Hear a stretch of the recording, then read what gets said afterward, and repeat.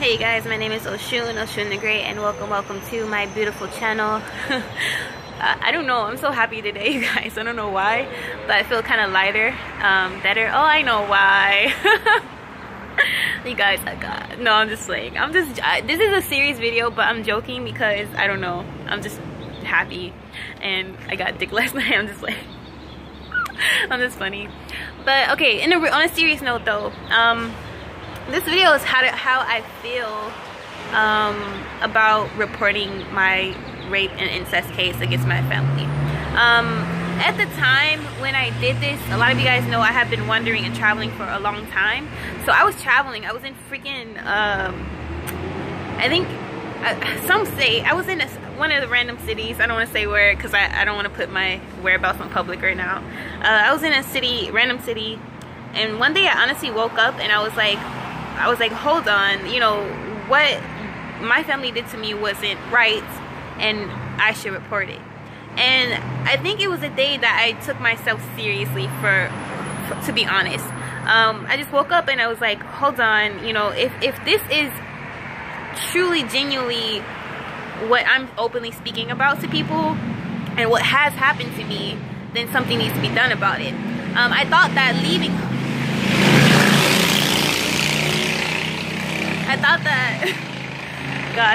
leaving home would be enough to suffice, like, oh, you know, just get away from the family. That was my first initial move. And the abuse, just all the abuse, just get away. And so I traveled. And I thought that would be enough. I never thought, like, oh, report it and save other victims, potential victims. And then it hit me. I was like, wait, there could be other potential victims. It could still be going on. Why am I protecting this person? You know, they're already being protected. Who's fucking protecting me? You know, who's taking me serious? And all of a sudden I was like, no, I need to take me serious. So I took my ass to the police station and I reported it. Now, this was really conflicting. This was hurtful on my part too. A lot of people give me grief and like, how could you do that to family? I know that's where they're coming from. How could you do that to family? Well, it seems like to me, my family and outsiders never think of it like, well, how can you rape your daughter? How can you rape your sister? How can you, you know, do all these things to family?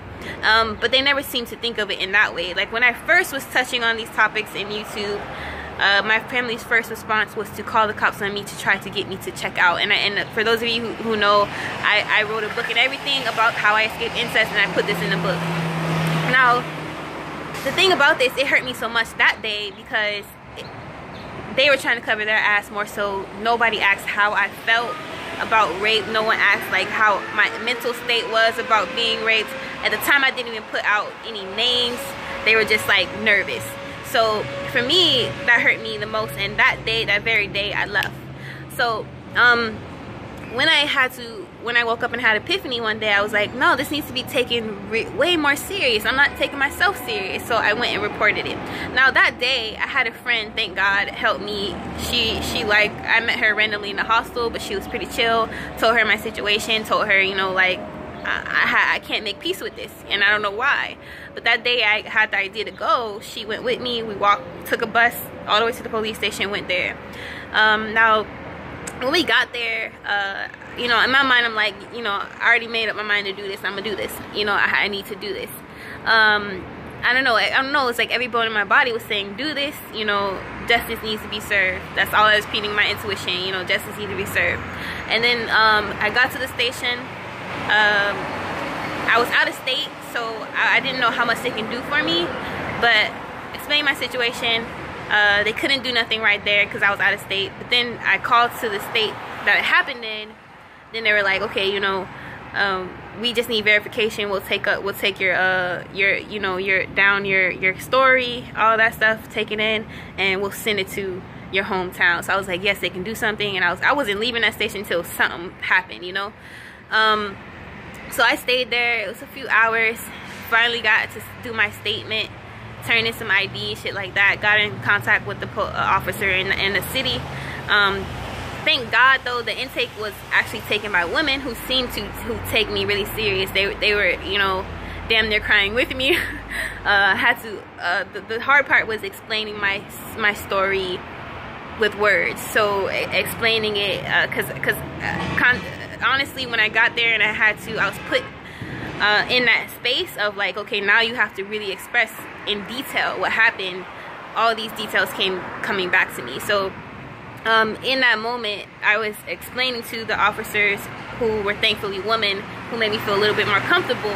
And they were, you know, you could surely tell that they were empathizing, things like that. And you know, it was some things I was getting stuck up on, not stuck up on, some things I was getting stuck on. I was like, you know, really hurt to say, but she was like, take your time, things like that. And honestly, it was so hurtful, so shameful that I couldn't even look at her. I remember not being able to look at her. I was just like, and I remember growing up facing that all the time. I couldn't look at my brother, I couldn't look at my dad, I couldn't look at, you know, and for a long time I was taught to bury that inside of me and go in denial. And even when I lied to myself, I could never look my dad and my brother in their face. And so I reported this instance or whatever. And so what happened after, basically the lady took it, I could tell she wanted to like hug me and shit, but she was a police officer, so we didn't even get that far and shit. And then I left. But it was hard to do it, but it needed to be done. And I don't know much about what's happening with my case right now. I know that the last thing that happened was I was conversating with the officer on the phone, exchanging details, shit like that. And now I'm just trying to see what's going on from there. Now, what does make me uncomfortable is that I went to the rape crisis shortly after, and just straight white women. Now, there's nothing against that, but it's like I would have felt more comfortable dealing with black women the entire time. And maybe it's because it's not that many women in that kind of fields or policemen, and that's understandable. But it's like now I'm kind of like nervous about how my case is being handled, and now all the details are going through a white man. So and that's like, it sounds so bad, but like, you know, you have to think of rape culture in America. That's just where my mind goes, and I'm just like, well, who the fuck knows where this case is going to. And I took it so far as to do a GoFundMe, which is not really relevant now that I know that I would have someone already given a lawyer, basically, because I opened the case. So yeah, now eventually I want to open just like a shelter for abused women and children, things like that. But yeah, so yeah, now that's basically how I felt when I went to report it. Maybe some of you guys need to hear it, and maybe it'll give you courage to do it yourself. It is scary. It is, a lot of victims feel like, you know, am I gonna get in trouble? Am I gonna get killed? Am I gonna get hurt? Am I gonna get this? Am I gonna get that? But you gotta be brave, you gotta be courageous. If you don't stand up for yourself, nobody else will, because it's kind of like the quote, if you die in pain without speaking up, they're gonna say you love that shit, you know. So you gotta stay up on it, and you can't fold. Like, you gotta follow up with the officers. You can't just do it and then like let up on it. You gotta like make sure you make it known that like, look, this happened to me, and express the details as much as possible, things like that. But yeah, that's kind of like what happened so far. Maybe I'll make a more detailed video if you guys have questions. But yeah, be dope, be unapologetically. Peace.